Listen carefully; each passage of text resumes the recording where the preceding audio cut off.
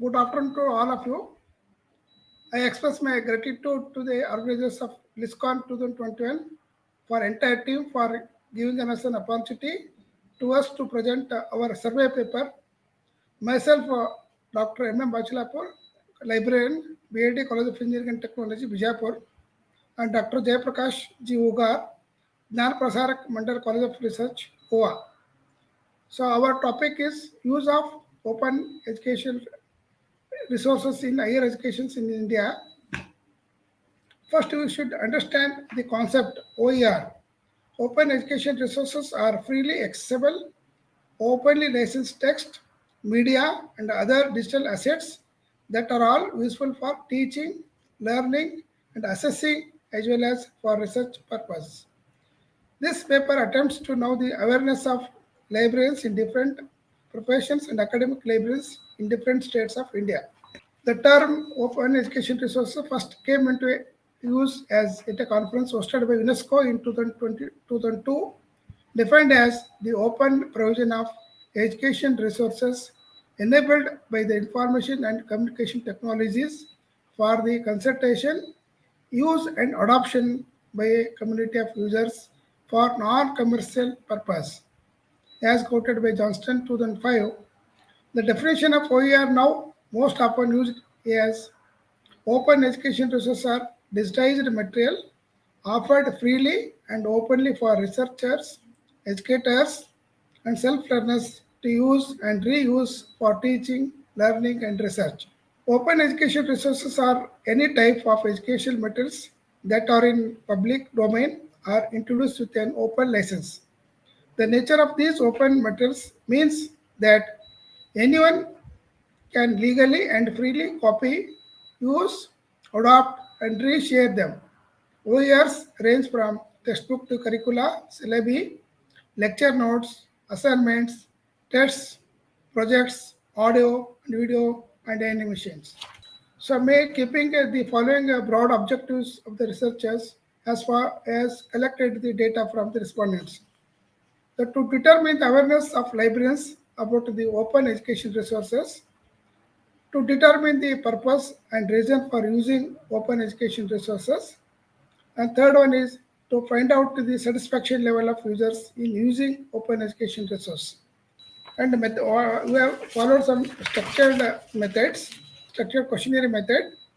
We distributed about 300 questionnaires to the degree college, technical professional college, industries. Out of 300, we received 212 field questionnaire. About his percentage of respondents is about 71 percentage. And the questionnaire contained both open-ended and closed-ended questions. The secondary data were collected from print and non-print sources. The collected data were classified, analyzed, and tabulated with help of MS Excel. So it is very interesting to note the respondents that are the respondents are well educated and well qualified in library information science. So about 108 respondents, about 50.94 percentage of respondents have degree with MLIC, and 88 respondents, 41.50 percentage of librarians have PhD qualification along with MLIC, and KSET, MPhil, and MLIC, and net qualified candidates are there. It's a good interesting because the, very well qualified librarians can do a lot of things for promotion of OER. Next is analysis and interpretation. That is, among the respondents, 69 male and female you collected.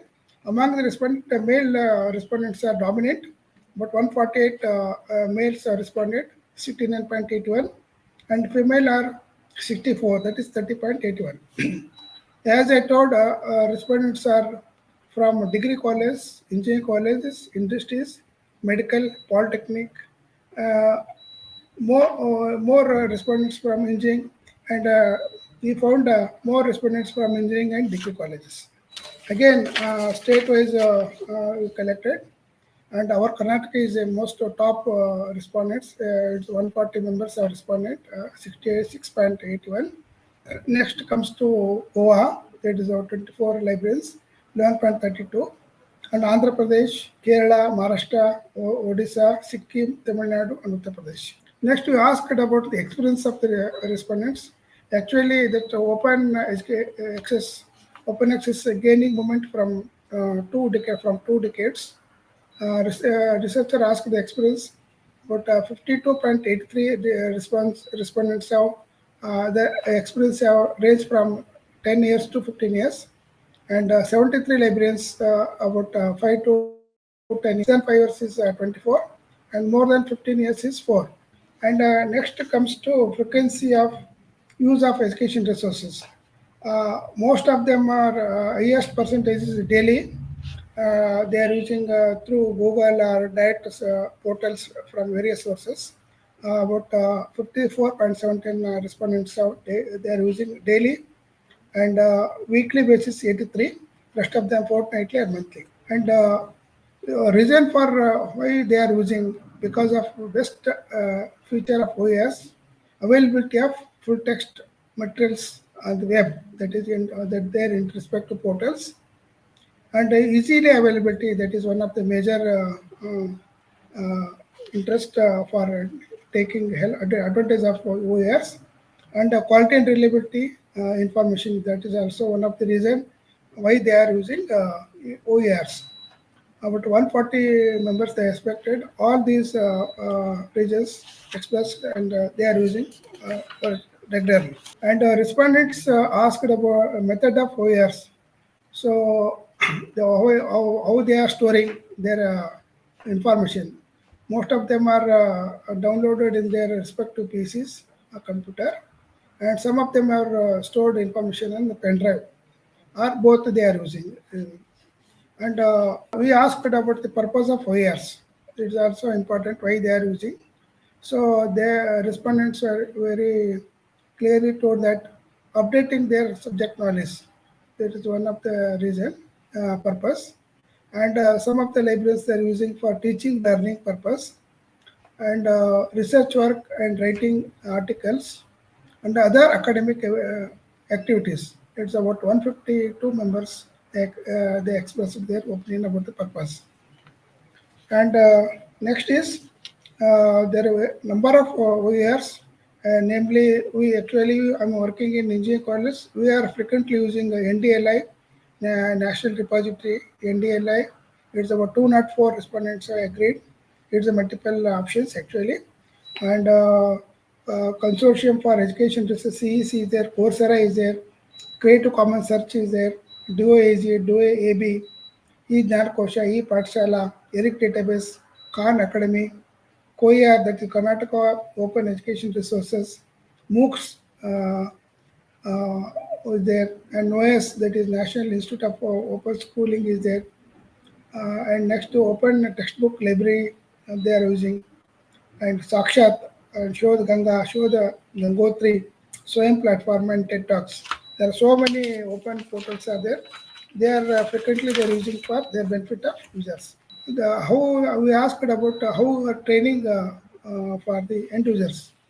So the librarians expressed they are conducting orientation program for the end users.